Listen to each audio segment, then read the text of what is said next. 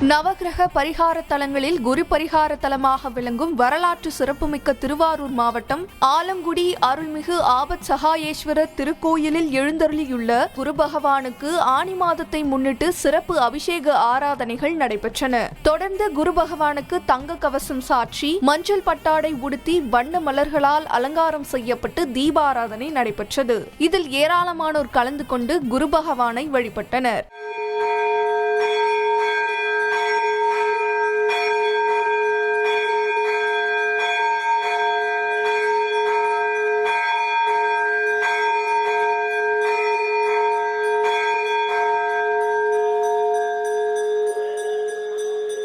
தஞ்சாவூர் பெரிய கோயில் என்று அழைக்கப்படும் ஸ்ரீ பெருவுடையார் திருக்கோயிலில் தனி சன்னதியாக உள்ள மகா வாராகி அம்மனுக்கு ஆண்டுதோறும் ஆஷாட நவராத்திரி விழா வெகு சிறப்பாக கொண்டாடப்படுகிறது. அவ்வகையில் இந்த ஆண்டுக்கான ஆஷாட நவராத்திரி விழாவை முன்னிட்டு மகா வாராகி அம்மனுக்கு நடைபெற்ற மகா அபிஷேகத்தை அடுத்து பல வகையான கனிகளால் அலங்காரம் செய்யப்பட்டு மகா தீபாராதனை காண்பிக்கப்பட்டது.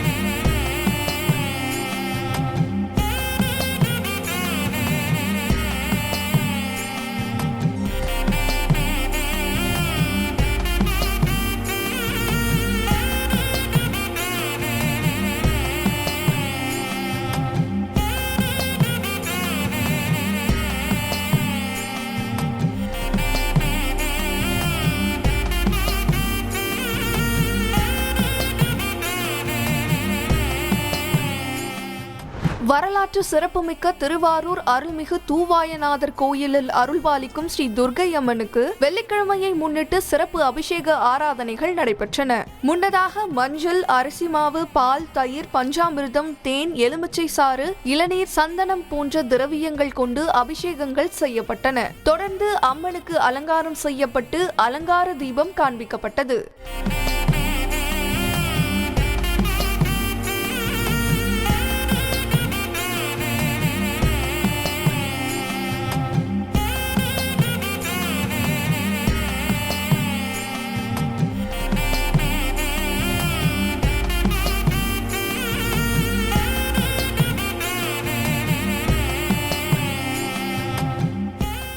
நூற்றி 108 வைணவ தலங்களில் ஒன்றாக விளங்கும் கும்பகோணம் அருகே உள்ள நாதன்கோவில் கிராமத்தில் அமைந்துள்ள ஸ்ரீ செண்பகவள்ளி தாயார் சமேத ஜெகநாத பெருமாள் திருக்கோயிலில் ஆனி மாத வளர்ப்பிறை அஷ்டமியை முன்னிட்டு சிறப்பு வழிபாடு நடைபெற்றது.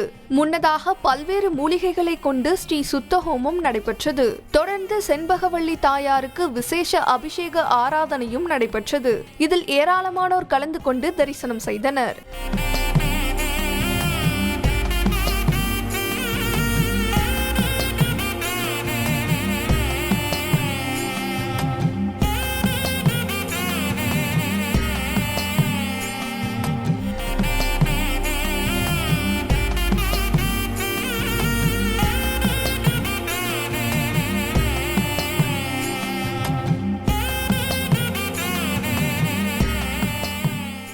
வரலாற்று சிறப்புமிக்க திருவாரூர் ஸ்ரீ தியாகராஜ சுவாமியின் தோழனாக விளங்கியவரும் நாயன்மார்களில் முதன்மையானவராகவும் போற்றப்படும் சுந்தரமூர்த்தி நாயனார் பறவை நாச்சியார் திருக்கோயிலின் குடமுழுக்கு விழா வரும் ஜூலை 7ஆம் தேதி நடைபெறுகிறது. இதனை முன்னிட்டு கமலாலய தீர்த்த குளத்தில் புனித நீர் கடத்தில் எடுக்கப்பட்டு பூஜைகள் நடைபெற்றன. தொடர்ந்து கமலாலய திருக்குளத்தில் இருந்து கடத்தை மாச்சுரைத்த விநாயகர் ஆலயத்திற்கு சென்று விநாயகரிடம் அனுமதி பெற்ற பின்னர் அலங்கரிக்கப்பட்ட வெள்ளை யானை வாகனத்தில் வைக்கப்பட்டு கைலாய வாத்தியங்கள் இசைக்க 4 ரத வீதிகளிலும் ஊர்வலமாக வலம் வந்து சுந்தரமூர்த்தி நாயனார் ஆலயத்திற்கு வந்தடைந்த பின் தீபாராதனை நடைபெற்றது.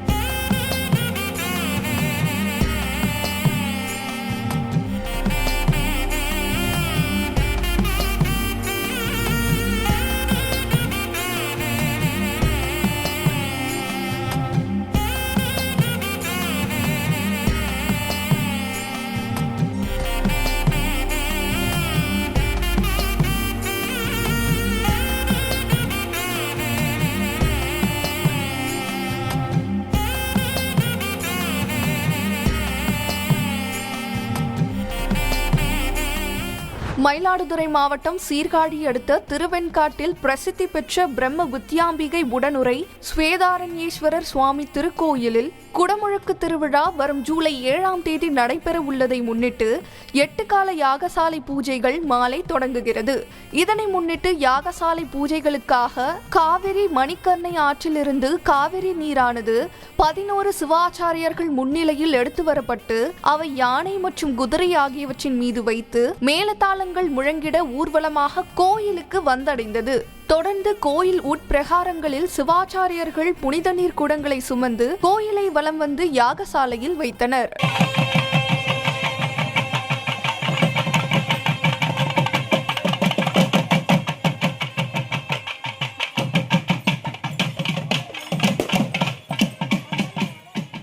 திருச்சி மாவட்டம் முசிறியில் ஸ்ரீ கற்பூரவள்ளி அம்மன் உடனுரை ஸ்ரீ சந்திர மௌலீஸ்வரர் கோயிலில் ஆணி திருமஞ்சன விழாவை முன்னிட்டு மூலவர் சுவாமிக்கு சிறப்பு அபிஷேகங்கள் நடைபெற்றன. தொடர்ந்து நடராஜருக்கு மலர்களால் அலங்காரம் செய்யப்பட்டு பல்வகை விளக்குகள் கொண்டு சிறப்பு ஆராதனை நடைபெற்றது.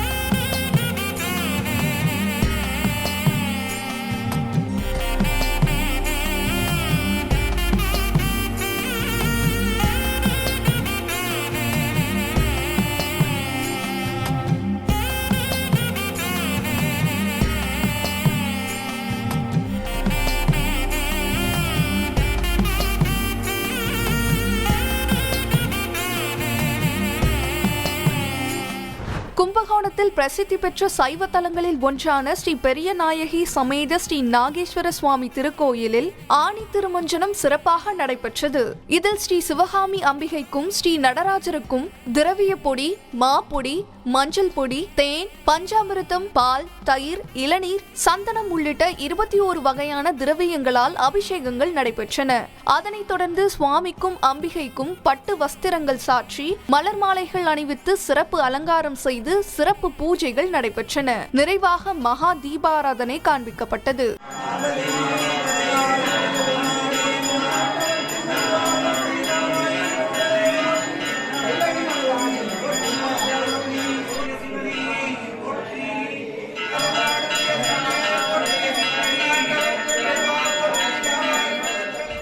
மாவட்டத்தில் அமைந்துள்ள ஸ்ரீ கற்பக விநாயகர் கோயிலில் அருள்பாலிக்கும் ஸ்ரீ வாராகி அம்மனுக்கு ஆஷாட நவராத்திரியின் நிறைவு நாளான 9ஆம் நாளை முன்னிட்டு சிறப்பு அபிஷேகம் மற்றும் அலங்காரம் நடைபெற்றது. இதில் அம்மனுக்கு எண்ணெய் காப்பு சாற்றி பால், தயிர், பஞ்சாமிர்தம், தேன், நெய், இளநீர், எலுமிச்சை சாறு, திருமஞ்சள், மஞ்சள், சந்தனம், அபிஷேக பொடி, அரிசி மாவு உள்ளிட்ட வாசனை திரவியங்களால் சிறப்பு அபிஷேகங்கள் நடைபெற்றன. பின்னர் அம்மனுக்கு பட்டாடை உடுத்தி வாசனை மலர் மாலைகள் சாற்றி சந்தன காப்பு அலங்காரம் செய்யப்பட்டது. நிறைவாக அம்மனுக்கு நைவேத்தியம் சமர்ப்பிக்கப்பட்டு மகா தீபாராதனை காண்பிக்கப்பட்டது.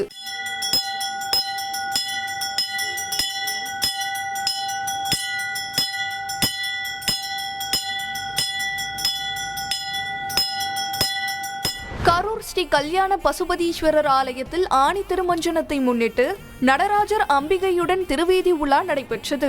முன்னதாக புகழ் சோழர் மண்டபத்தில் நடராஜர் மற்றும் அம்பிகைக்கும் சிறப்பு அபிஷேகங்கள் நடைபெற்றன. அதனைத் தொடர்ந்து ஆலயத்திலிருந்து சிறப்பு ரத வாகனத்தில் நடராஜர் அம்பிகையுடன் திருவீதி உலா வந்து காட்சியளிக்க ஏராளமானோர் தரிசனம் செய்தனர். தஞ்சை மாவட்டம் கும்பகோணத்தில் உள்ள பிரசித்தி பெற்ற ஸ்ரீ பிரகநாயகி சமேத நாகேஸ்வர சுவாமி திருக்கோயிலில் வாராகி அம்மனுக்கு ஆஷாட நவராத்திரியை முன்னிட்டு அம்மனுக்கு பல வகையான வாசனை பொருட்கள் கொண்டு அபிஷேகங்கள் செய்யப்பட்டன. பின்னர் அம்பாளுக்கும் சப்த மாதாக்களுக்கும் புது வஸ்திரங்கள், மலர் மாலைகள் சாற்றி சந்தனம், குங்குமமிட்டு அலங்காரம் செய்து விசேஷ பூஜைகள் செய்து மகா தீபாராதனை செய்யப்பட்டது.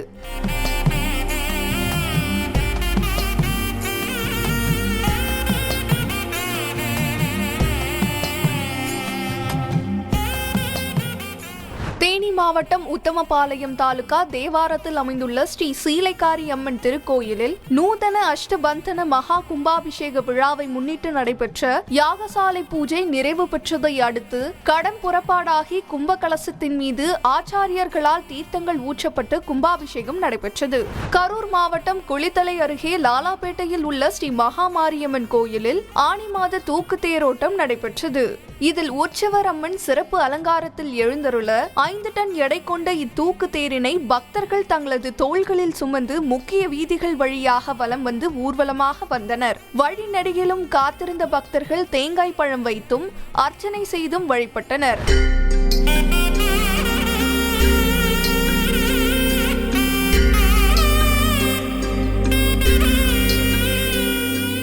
நேயர்களே, உங்கள் பகுதிகளில் உள்ள கோயில்களில் நடைபெறும் அபிஷேக ஆராதனைகள், உற்சவங்கள், சுவாமி வீதி விழாக்கள் மற்றும் கும்பாபிஷேக நிகழ்ச்சிகள் அனைத்தையும் ஓம் டிவியில் ஒளிபரப்பு செய்ய நீங்கள் தொடர்பு கொள்ள வேண்டிய தொலைபேசி எண் 8505022223.